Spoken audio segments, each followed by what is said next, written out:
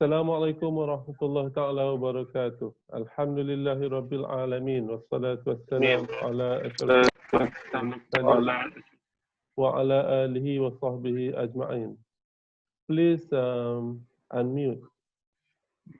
And if you have any questions, then you can please unmute. If you have any questions, then you can unmute. Okay, overview of Islamic economics. We will try to review what we have learned so far.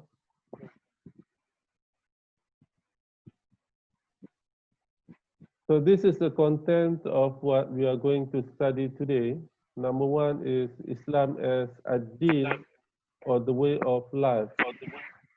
Please unmute. And then we'll discuss definition of economics, the importance of Islamic economics, and economic problems. So Islam as ad-din, Islam sebagai ad-din. So din is a way of life. The word Islam comes from Arabic word aslama. Aslama means peace, selamat, submission, obedience, and surrender. And ad-din is also an Arabic word which means complete obedience and submission to the will of Allah. The basic features of Islam. Number one, Islam is a complete way of life. Islam covers all aspects of life. The economic aspect, the social aspect, political aspect, and all walks of life. So Islam is a complete system or a complete way of life. And Islam is universal and humanity, means Islam is sent to the whole humanity and not restricted to any particular race. Islam is not just for the Arab. Islam is for everybody. So the concept of Islam is a universal concept, which means it is good for every race in the world, everybody. So the concept of universalism and humanity. The third feature of Islam is easy. There's nothing complicated about Islam. Rational. Islam is rational and practical. And the fourth feature of Islam is Islam integrates the material and spiritual. So in Islam, it emphasizes the importance of not only the material. We have to be very well-to-do with material, as well as the spiritual side. So it's an integration or combination of material and spiritual. And the fourth feature of Islam is that Islam emphasizes the balance between individuals and society. So there must be a balance of the individual needs as well as the well-being of the society. So individuals individual Muslims must not be um, too individualistic, because we have to help other people also. We have to think about the welfare of other people. Uh, so there is a balance between individuals and society. And the fifth feature of Islam is that in Islam we have preserved teaching records. The Quran has not been changed. The Quran remains the same from the time of the Prophet sallallahu alaihi wasallam until now. So the Quran is preserved, and Allah guarantees that the Quran will stay until the day of judgment. And then we have records of Sunnah. Um, we have Sahih Bukhari, Sahih Muslim, Sunan Abu Dawud, and other records of the Sunnah. And besides, we have records of books written by Islamic jurists, um, books written by the founders of the school of thought, Imam Shafi'i, Maliki, Hanbali, um, Imam Shafi'i, Maliki, Hanafi, and Hanbali, and also other Islamic jurists, which have written many books on Islam. Can you hear me? Assalamu Yes, alaikum. Can you hear me? Salam. Yes, Salam. sir. If you have questions, Ya, doktor. you can ask questions anytime. Okay. Yeah, baik, bro. And then fiqh mu'amalat in Islamic economics. In what is the meaning of mu'amalat? Mu'amalat means interactions or social relationships that contain a variety of economic and non-economic activities. So that is the meaning of mu'amalat. It's a interaction among members of the society that contain a variety of activities, whether it is economic or non-economic activities. But fiqh mu'amalat covers Islamic regulations related to business laws and rules, the hukum related to business laws and rules, or the hukum, and more of a valid framework. So the framework must be valid or sah for Islamic economics.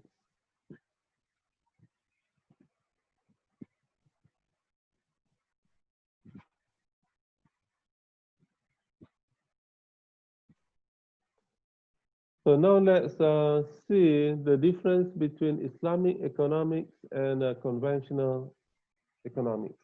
In Islamic economics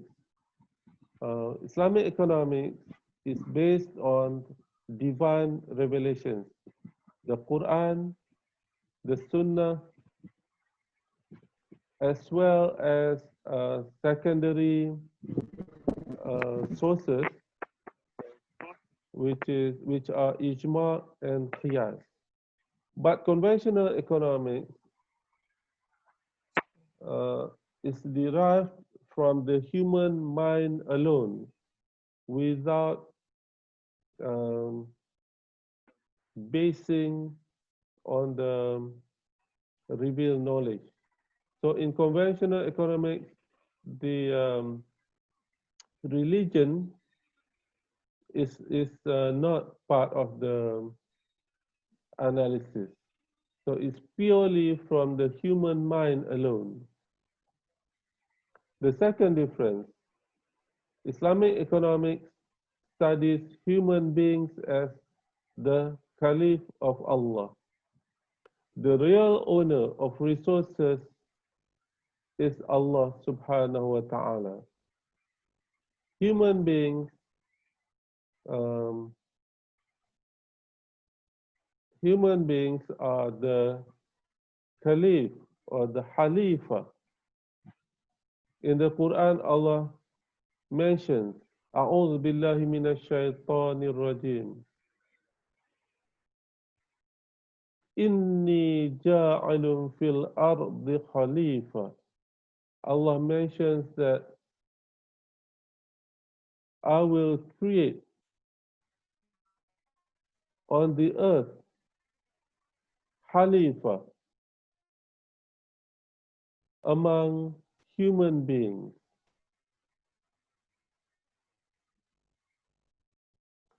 And then, so in Islam, human beings are the Khalifa or the Caliph of Allah. The real owner is Allah. We are given a trust by Allah to be the Caliph.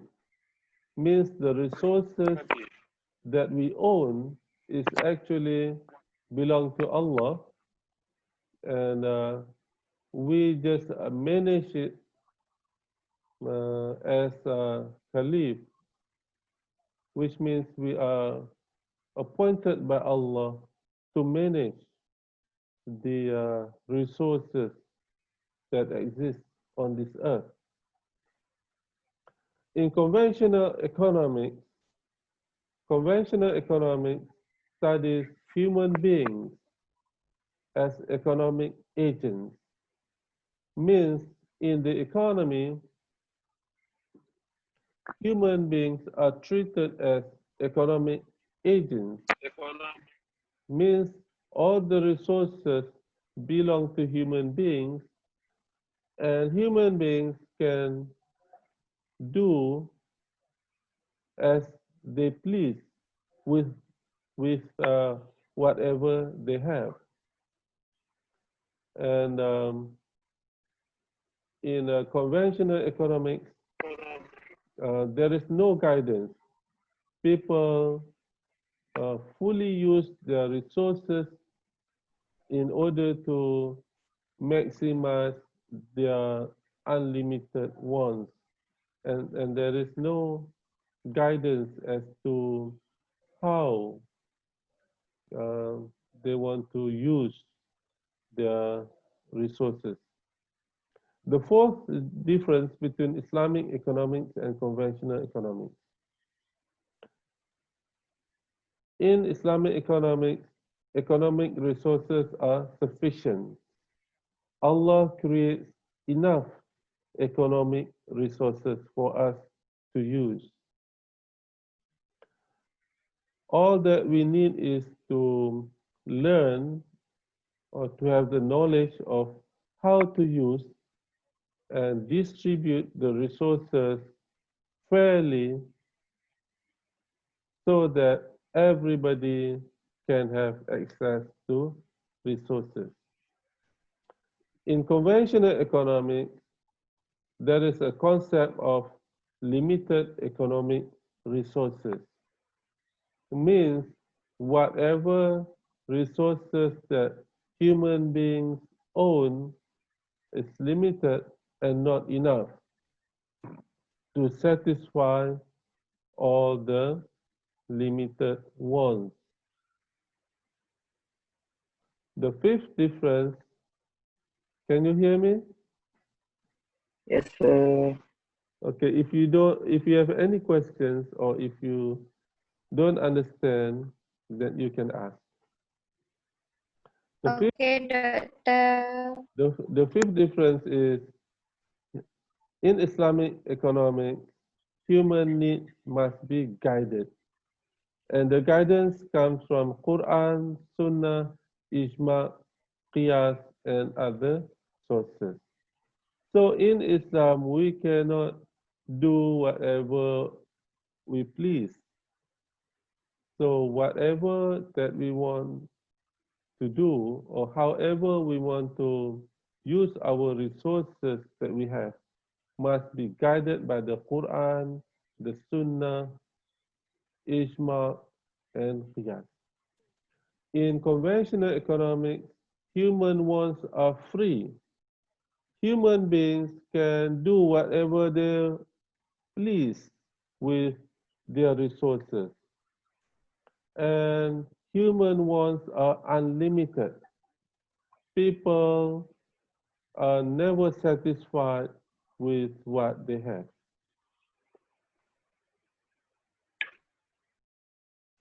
Definition of economics. The literal definition. Uh, the, the, the word economics comes from oikonomicus, oikonomicus, which means wisdom in the household management.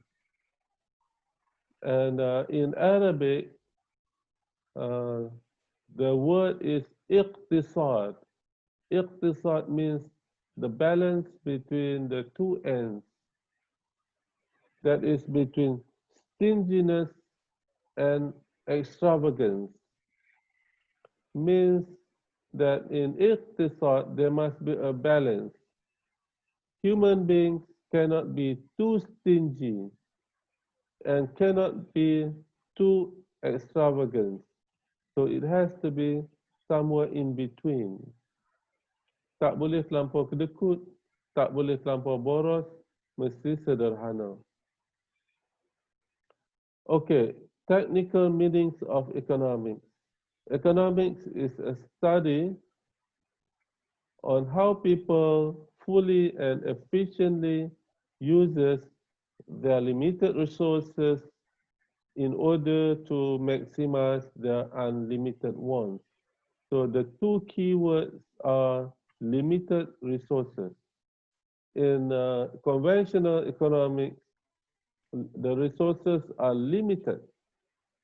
However, wants are unlimited. Because of that, there is a problem of scarcity. Scarcity, kekurangan. Scarcity means people cannot have all that they want.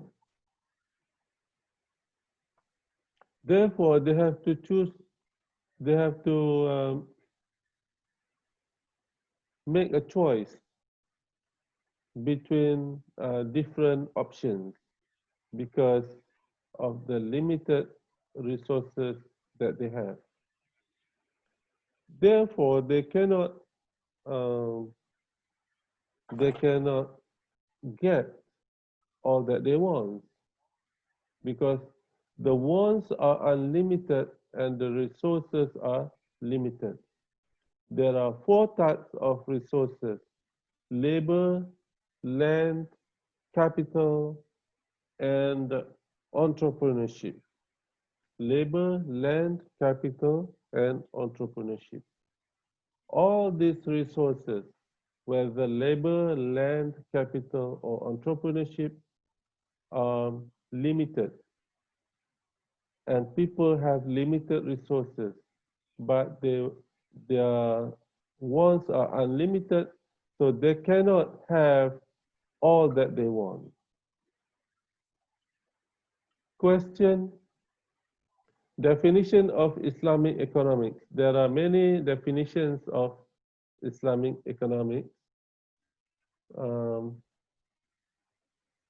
According to Akram Khan, Islamic economics is the study of how humans strive for al-falah through resource management based on cooperation and participation. So the key word here is al-falah. Al-falah means the goodness or the well-being in this world. and also the hereafter.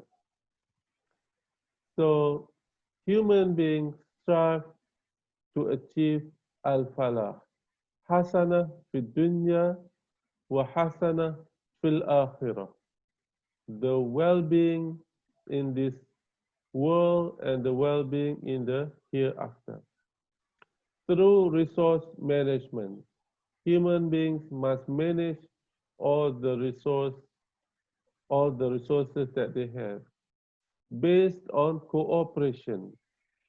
Every individual in Islam needs to cooperate with each other and participation.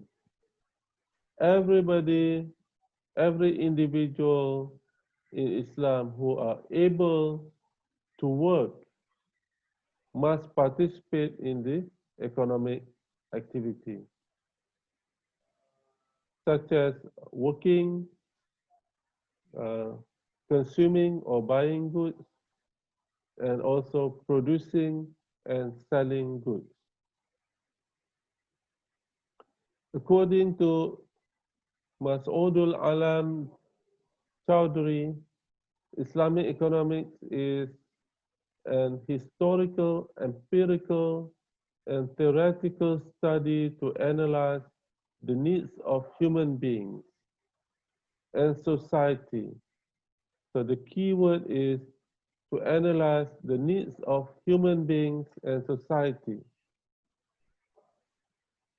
based on the guidance of the Islamic value system, based on the guidance from the Quran and Sunnah as the primary guidance, and also from other guidance such as Ijtihad and Qiyas as the secondary guidance.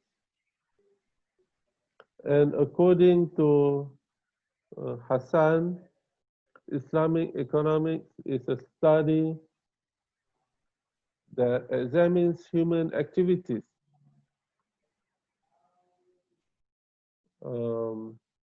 meaning economic activities, in accordance with the requirements of the Sharia, in accordance with the requirements of the Sharia. So the economic activities must be Sharia compliant.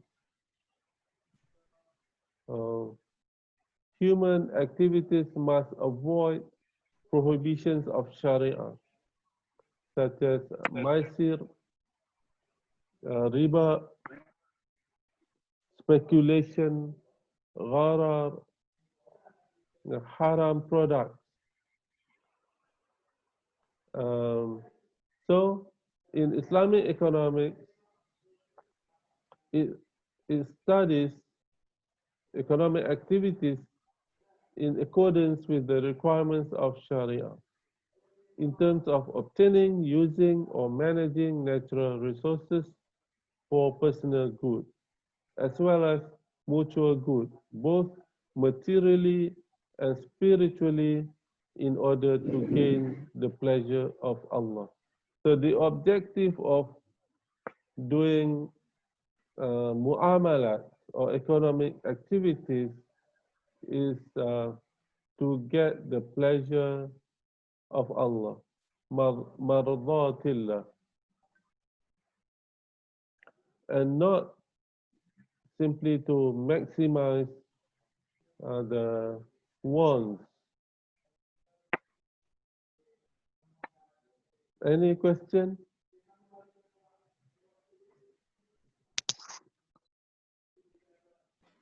Clear, Doctor.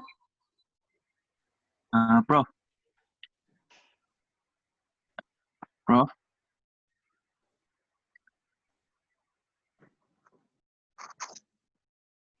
You can ask question anytime. Can you see me or not? I cannot see myself. Sources of Islamic economic hukum or rules. The rules of hukum in Islamic economics are derived from Al-Quran and As-Sunnah as primary sources, and also from ijma and qiyas as secondary sources.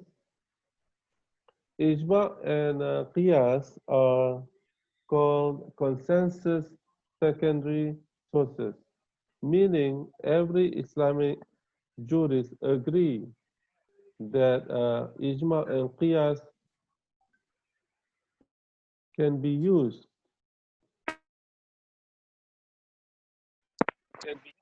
Consensus means all Islamic jurists, fuqaha, agree that ijma and qiyas can be used as secondary sources. However, there are other secondary sources such as istihsan,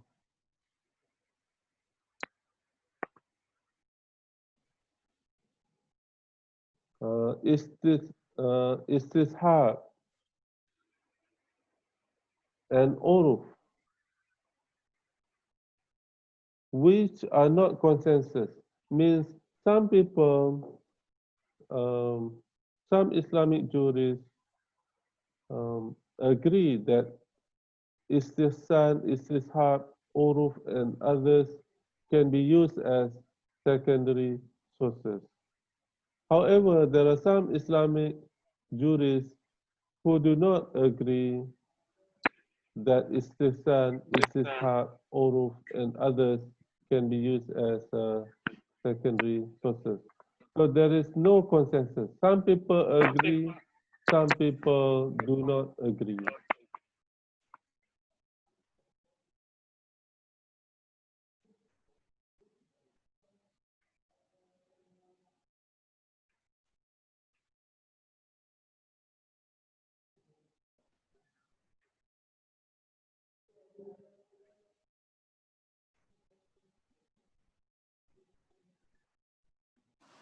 All right.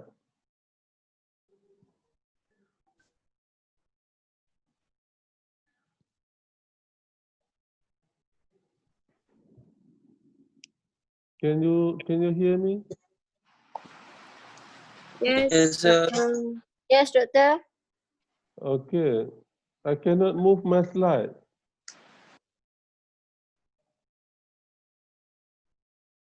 Okay. I cannot move my slide.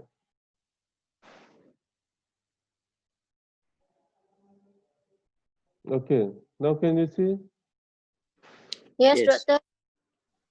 Okay. The importance of Islamic economics. Number one, Islamic economics is important because it helps uh, to achieve prosperity of the earth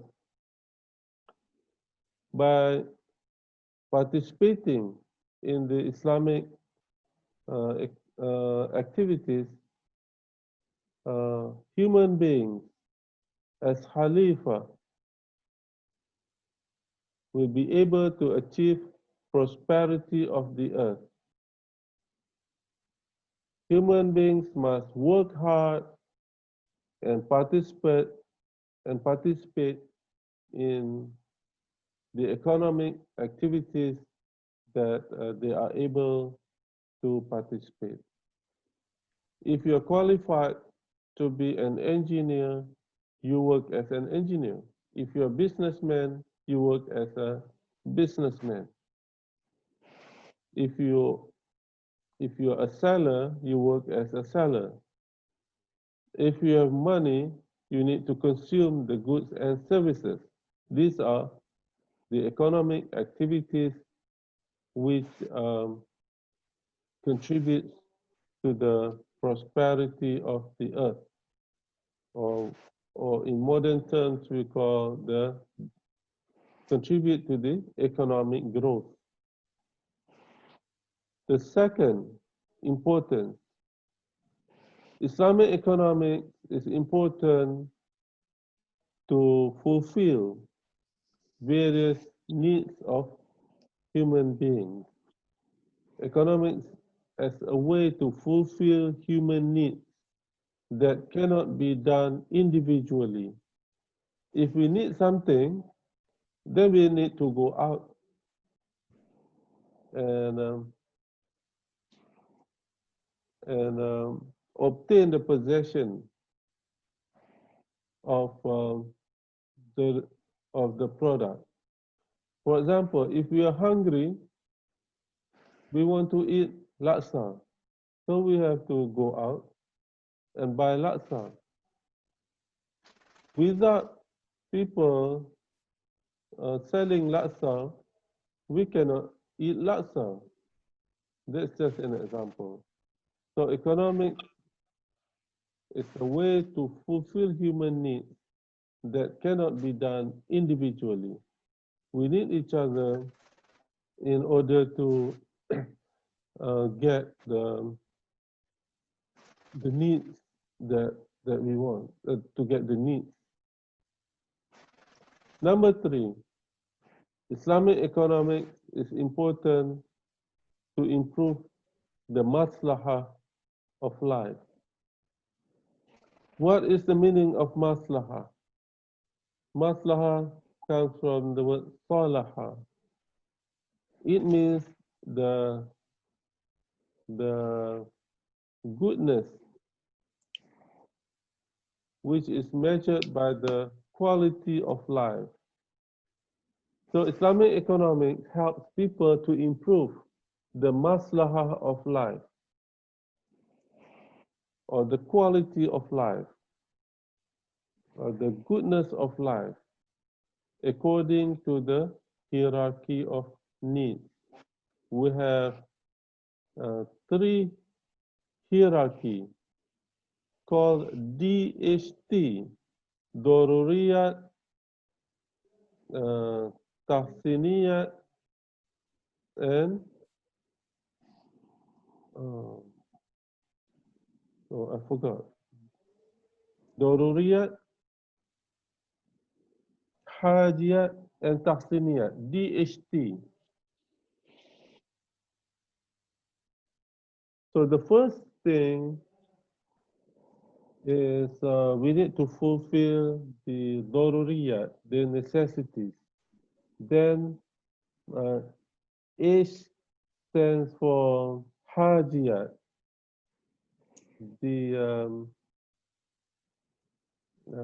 Hajiyat means the things which can improve our life. And then T stands for Tahsiniyat. And number 4, Islamic economics is important to increase the freezing of economic resources. Without the economic activities, some resources will not be used. Some resources will not be developed. Some resources may not be fully employed. So by cooperating and participating in economic activities, the economy avoids the freezing of economic resources and ensures that there is efficient and effective use of resources and effective allocation of resources. If we have resources, for example, we have land which is not used, so it is called the freezing of resources, means the land is not fully utilized. So with economic activities, by the growing of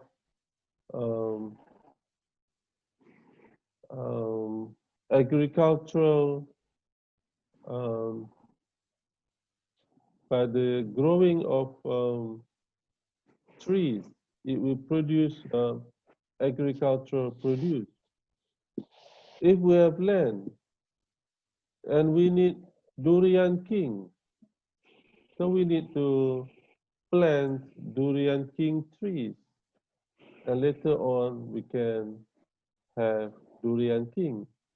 If the land is not utilized, it's not used, then the land is wasted.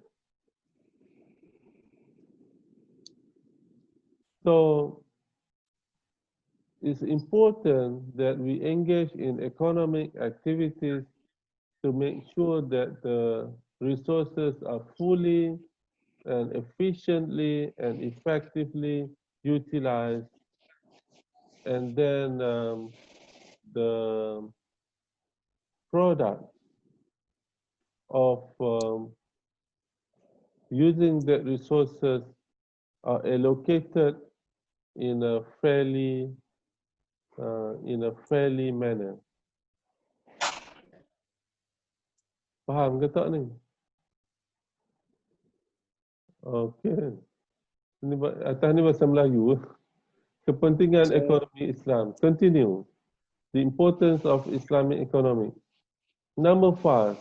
Islamic economic provide employment activities. And the creation of jobs will be able to reduce the unemployment. So employment is very important in Islam.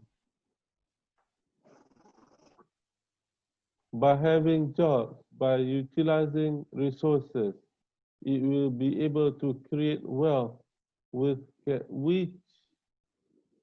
can be shared among the individuals in society. Number 6, Islamic economics is important to increase material wealth. Economic activities are able to multiply the wealth of individuals, communities, and countries for the use of personal development and also Umma development. Number 7, Islamic economic is important to produce independent Ummah. As Muslims, we have to be able to be independent in a certain aspect. So, by participating in the economy, it will enable the country, the Ummah, from depending on foreign countries. There are several sectors which every country must be able to produce independently, such as food and also the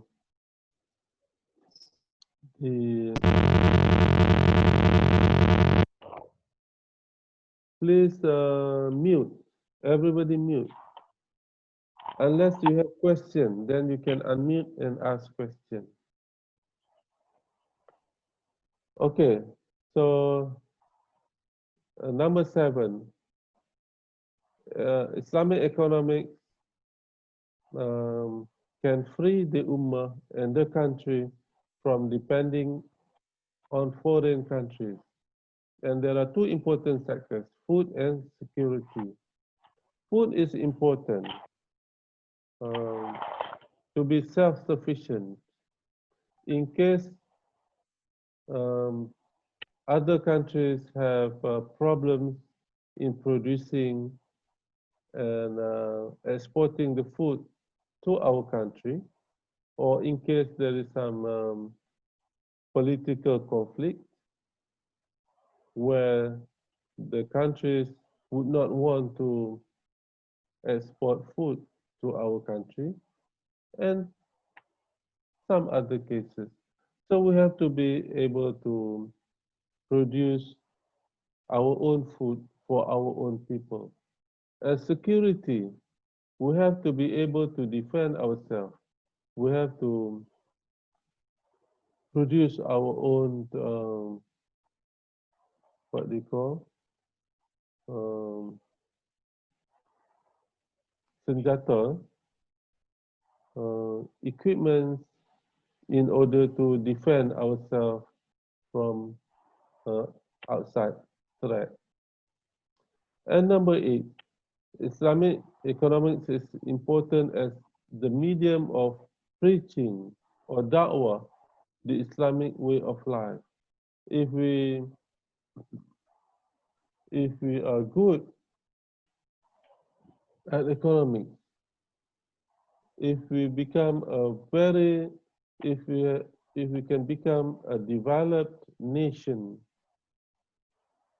in terms of the economy, it it could be a way of preaching or da'wah to non-Muslims. So economics can also be used as a medium to promote or da'wah the Islamic way of life. Unfortunately, we are still very far behind in terms of the economic growth and development.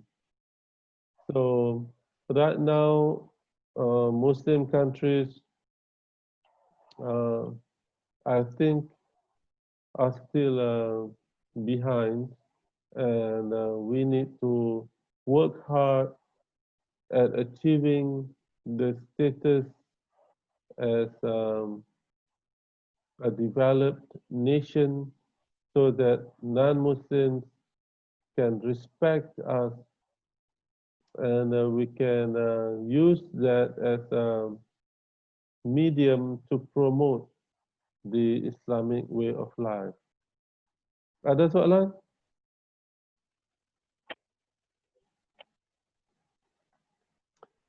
No questions. You can ask questions. No Okay. question. If you have no questions, that means you understand everything,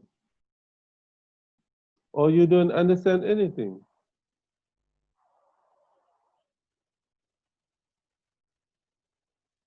Muhammad Daniel, what is your question? Yeah, bro. What is your question? Bro, my question is based on definition of Islamic economy. Yes.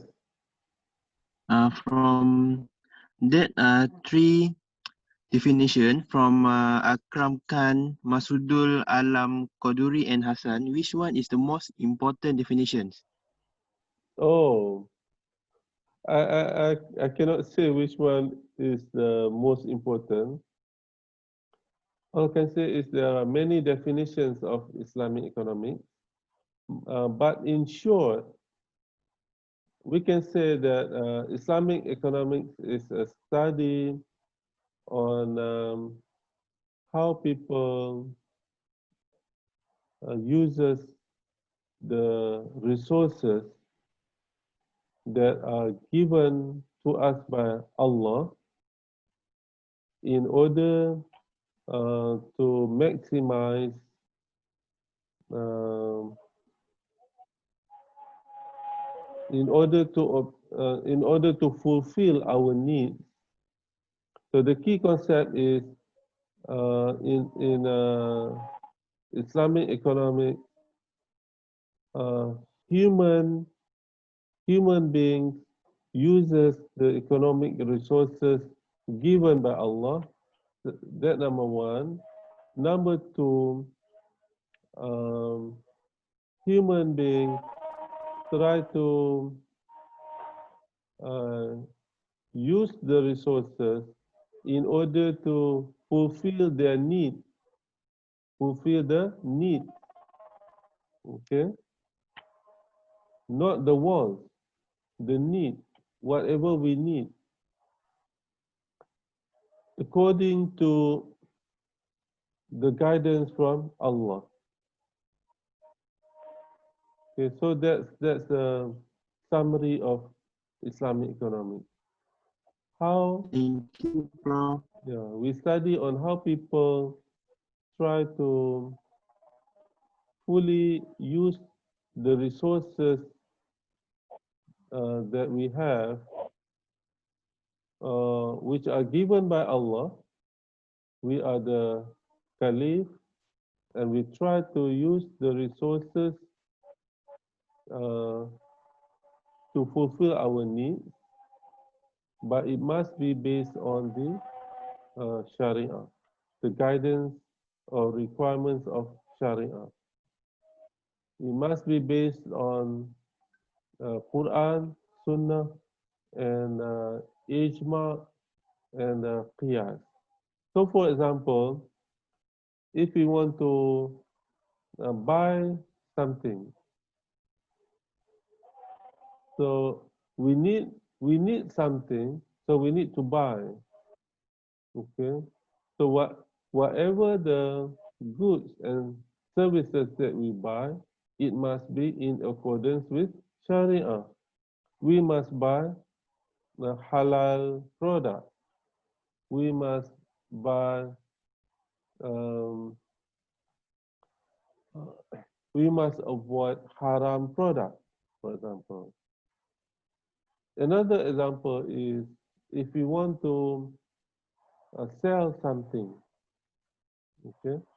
So we need to engage in the selling process, and we must sell something which is halal. It's forbidden to sell something which is haram, and the selling must follow the certain requirements of Sharia. There are the what do you call the conditions of akad.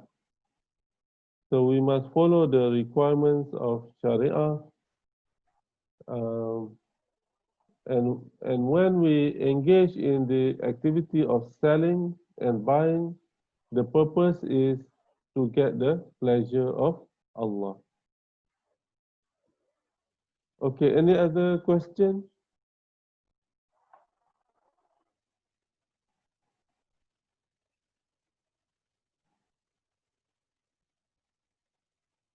Okay, let's continue. The role of human beings in the economy, the concept of an economic agent and its status in the market or the conventional economy.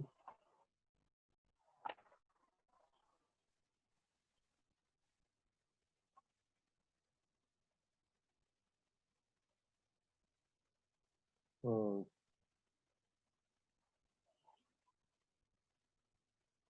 The concept of economic agent and its status in the market or the conventional economy is assessed as a social human being and a product of nature.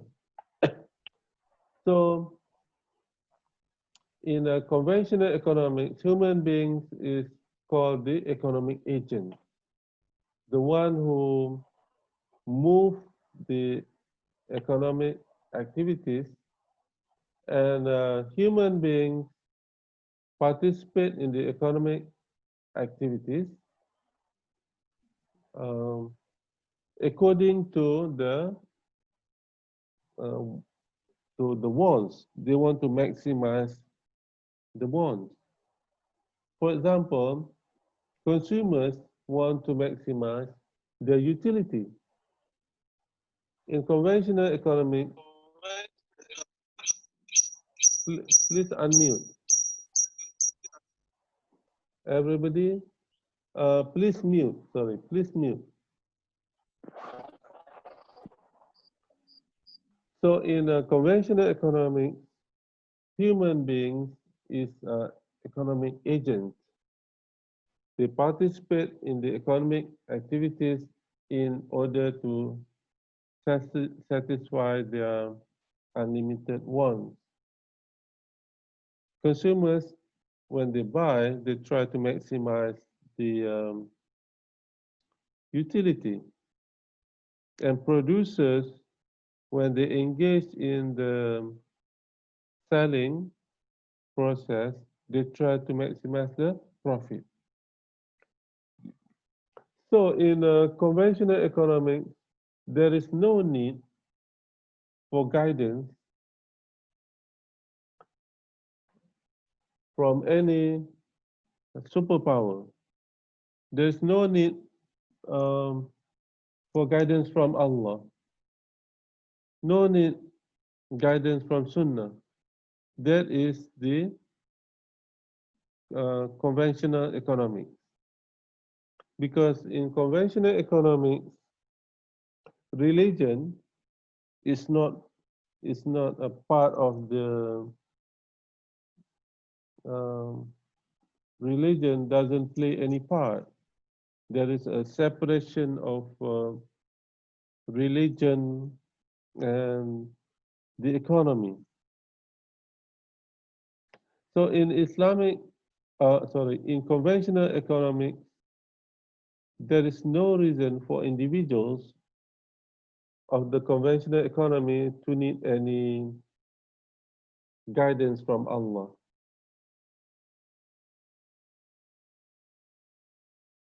So in conventional economics, they just depend on the so-called market mechanism.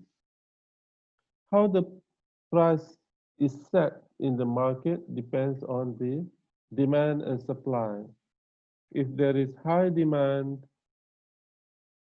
the price tends to be higher. Conversely, if the demand is low, the price tends to decrease. And a supply, if there is an increase in supply, the price will decrease.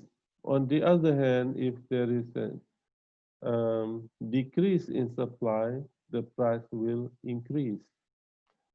So it is called market mechanism, which depends on the supply and demand in the market in order to determine the price. So religion and Allah doesn't play any role in the conventional economy. However, the concept of human beings in Islam is completely different from the concept of economic agents in the conventional economics. Human beings are created by Allah. Human beings are the Caliph, Khalifa. So human beings must have certain akhlaq when engaging in economic activities, such as the sellers, they cannot charge a price that is too high, which we call zulm, zulmun.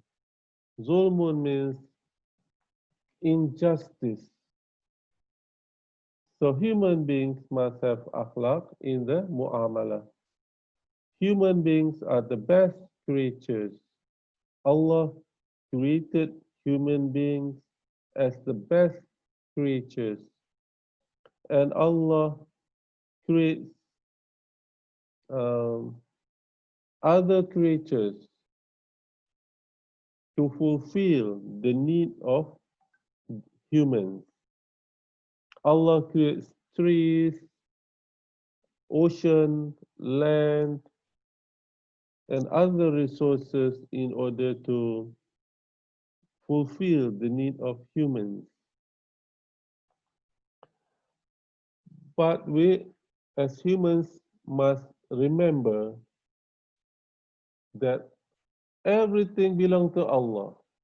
We are created by Allah. All the creatures are created by Allah. So we must follow the rules and guidance set or prescribed by Allah in the Quran. And we must have certain akhlaq or certain ethical values.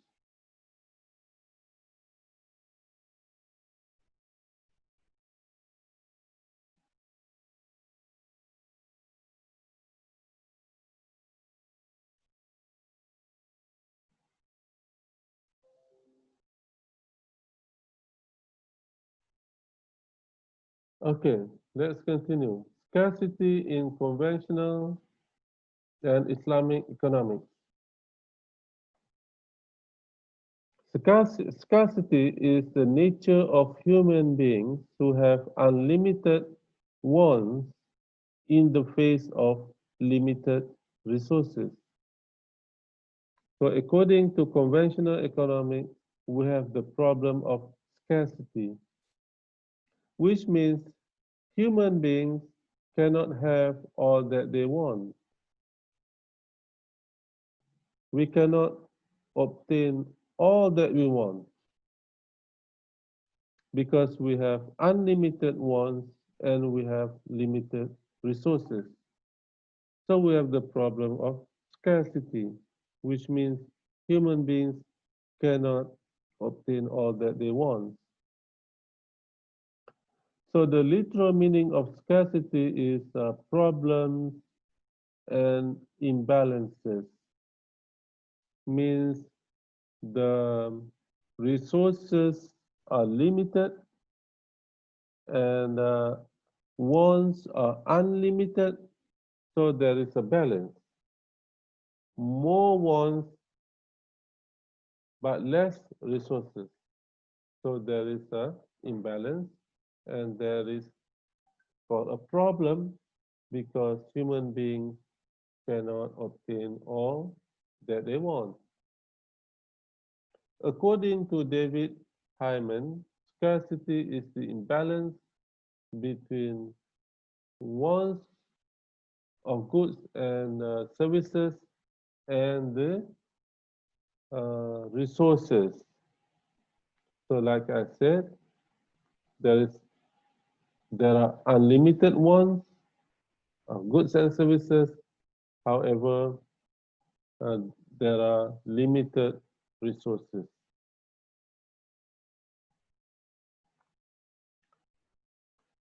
Okay, scarcity in conventional and Islamic economics. The problem of relative scarcity is related to the basic problems that are often asked in the economy. There are three basic problems.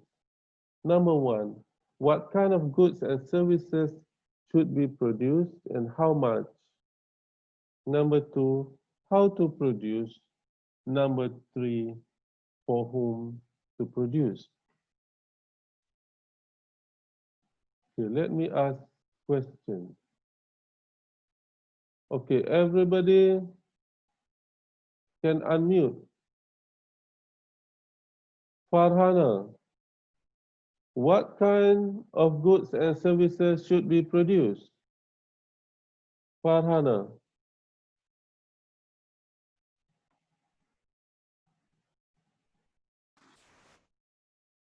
what kind of goods and services should be produced?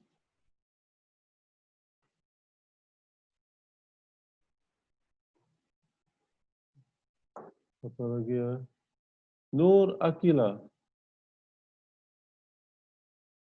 what kind of goods and services should be produced?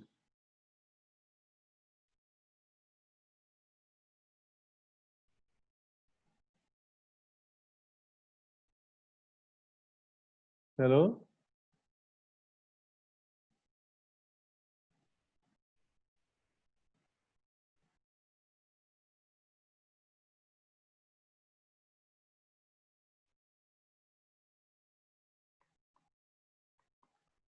Asma Diana, everybody unmute. Asma Diana, are you asleep? Hairul Yeah. Nisa, Yeah, Doctor. Asma Diana, Yeah. my question to you, what kind of goods and services should be produced? Food. Okay, lagi?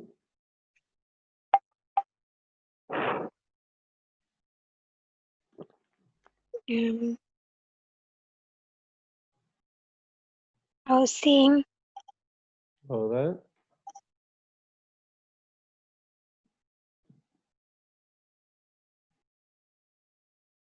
Clothes,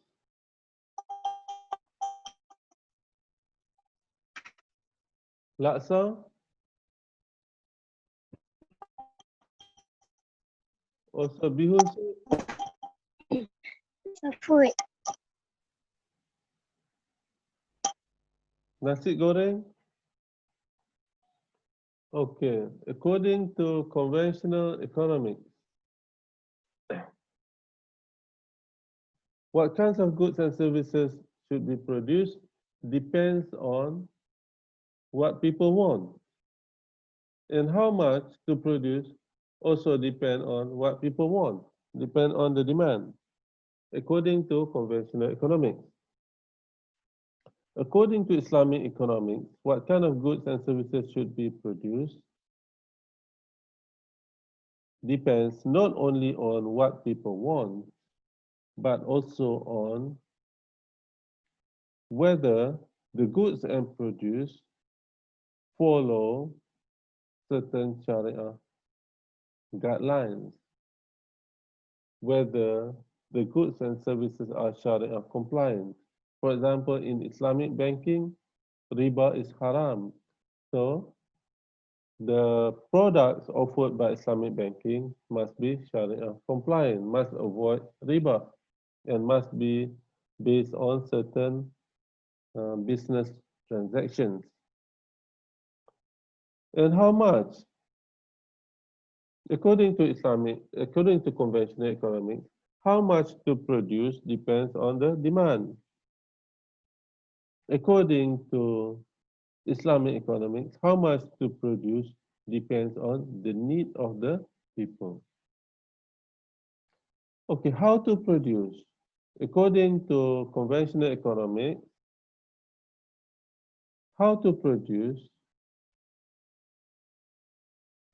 answer the question of the method of production. How to produce? There are two types of methods of production. Number one is called labor intensive method of production. Is a method of production which uses labor intensively. And the second method of production is a capital intensive method. It's a method of production which uses equipment and machinery intensively. And so, do we choose labor intensive method or capital intensive method? According to conventional economics, we need to choose whatever method which is less expensive. If the labor intensive method is more expensive, for example, then we choose capital intensive method. If capital intensive method is more expensive, then we choose the labor intensive method. So in conventional economics, we choose the less expensive method of production. In Islamic economics, there are other considerations also. We need to think about the need of the workers also. For example, if we need to choose a certain method of production, we need to take into consideration the welfare of the workers. We cannot simply fire the workers. So the welfare of the workers must be taken care of, because in Islam, we are all brothers. We need to help each other. Okay, the third problem is for whom? In a conventional economy, the goods and services produced are distributed to those people who are willing and able to buy the goods and services. If human beings, if people need certain goods and services, they need to pay. So the goods and services produced are distributed to those, are distributed in the market to those who are willing and able to buy. If someone has money and they are willing to buy for certain goods and services, then the goods and services are distributed to them. What is the problem with that kind of method? If we depend too much on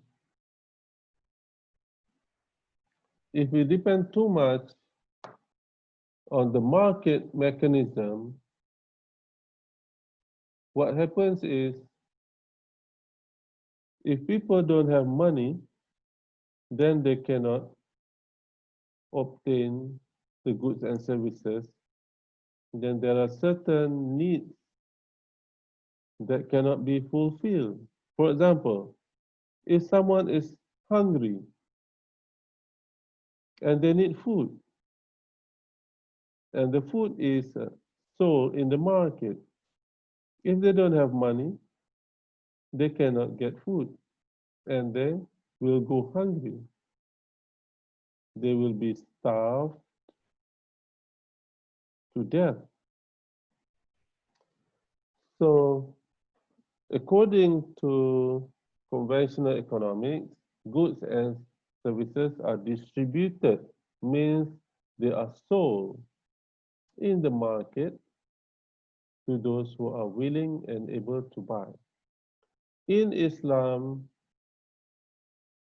although the goods and services are sold in the market, there are certain rules.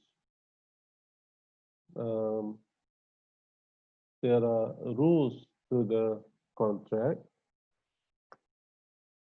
and also certain goods are distributed, and certain goods and services are not distributed in the market. For those who are not able to buy, okay, they must be helped. If they don't have money to fulfill their needs, then according to Islam, the rich people, the people who have surplus of money, must help those who do not have enough money. There are many means or many ways to help other people in Islam. And there is a zakat, waqaf, infaq, sadaqah, and other ways. So in Islam, goods are distributed according to the needs of people, and the goods must be distributed fairly to all people who need. And although they are distributed in the market, those who cannot afford to buy must be assisted and helped by way of giving zakat, by way of waqaf, by way of sadaqah, by way of infaq. So that's the difference between conventional and Islamic economics in terms of scarcity.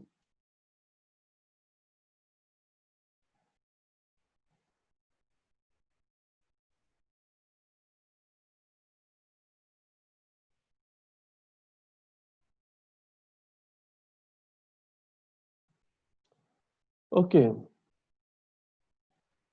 Economic problems in Islam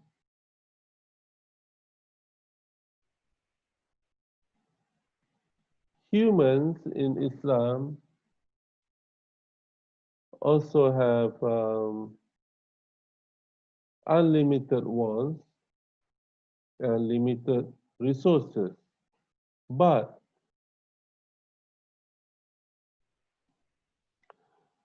in order to satisfy the the unlimited wants, we cannot simply, in Islam, we cannot simply maximize our unlimited wants.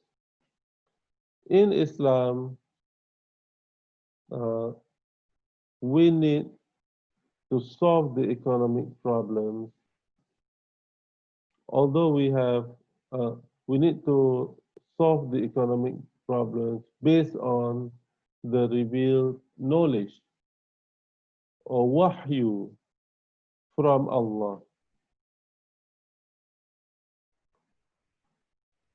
In the Quran, Allah mentions, "A'udhu billahi minash shaitanir rajim wa ahallallahu al-bai'a wa harrama riba." Allah permits business transaction, the selling and buying of goods, and Allah prohibits riba. So everything that we do to solve the problem of scarcity, to solve the problems of what to produce, how much to produce, how to produce, for whom to produce, must be based on the revealed knowledge from Allah, must be based on the Quran.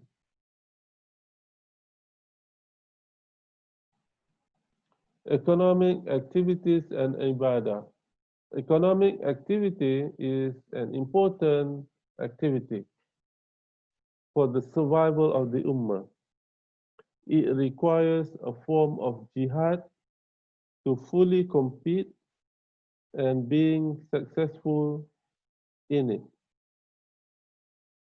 in the economic activity, especially in today's world, in the modern world, especially when we are facing the crisis of COVID-19.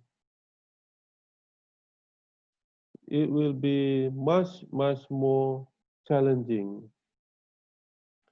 So economic activity is a form of jihad, is a form of struggle to compete and being successful in any economic activity that we choose. So Muslims need an in-depth economic knowledge. We need to have the ilm, the knowledge, in addition to the comprehensive religious knowledge. We have to have the knowledge in economy, the knowledge in economics, and we also have to have the knowledge in religious knowledge, such as Tawheed, Fiqh, Akhlaq, and other related knowledge. Economy as ibadah. So in order to be involved in economic activities and be accepted as ibadah, we have to have certain conditions. Allah says in the Quran, أعوذ بالله من الشيطان الرجيم وما خلقت الجن والإنس إلا ليعبدون. And I did not create al-jinn and human beings except for them to perform ibadah, illa liya'budun, except for them to perform ibadah. So everything that we do can be ibadah, including economic activities. Performing prayer is ibadah. Performing fasting in the month of Ramadan is ibadah. Selling and buying also can be ibadah. So in order for economic activity to be considered as ibadah, there are 5 conditions that I mentioned here. Number 1, the aqidah must be correct. We must have the correct aqidah. And the correct aqidah is Ahlul Sunnah wal Jama'ah. The aqidah of Ahlul Sunnah wal Jama'ah.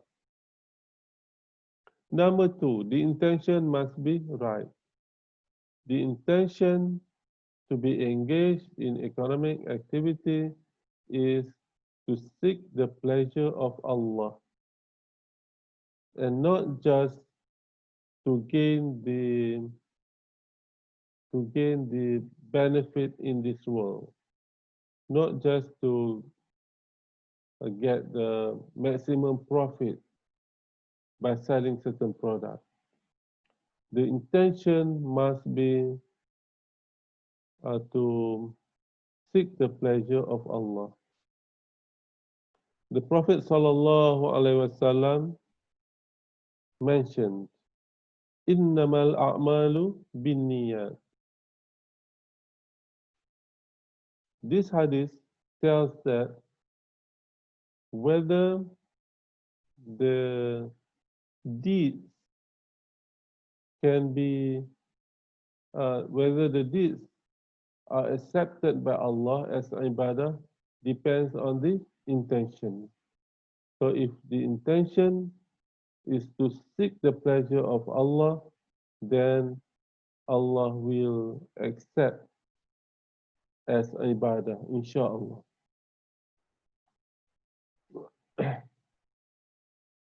Number 3, the deeds must be in accordance with Islam. So the deeds that we do must follow the requirements of Sharia. And number 4, the result brings benefits to society. So whatever deeds that we do, whatever activities that we do, the result must bring benefits or maslahah to society. Economy and jihad.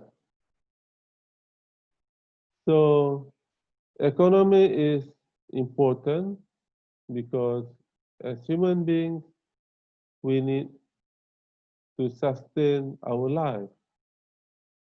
We need to have food, clothing, transportation, many needs. And in order to fulfill the needs, we need to engage in the economic activities. And then the earth as a livelihood farm. Allah creates this world as a livelihood farm for us to earn our living. So we must work hard. We must have the work motivation. We work hard to seek the pleasure of Allah. We work hard to earn our living. And remember, there is a glory of working. If we work hard, there is a satisfaction because Allah will reward us for what we do in this world. Insha'Allah.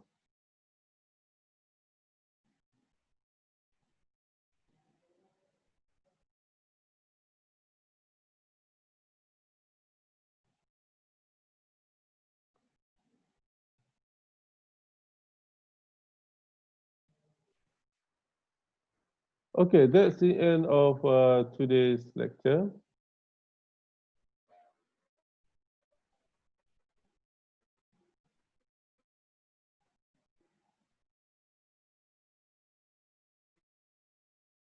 And thank you very much. Assalamu alaikum wa rahmatullahi ta'ala wa barakatuh. Waalaikumsalam.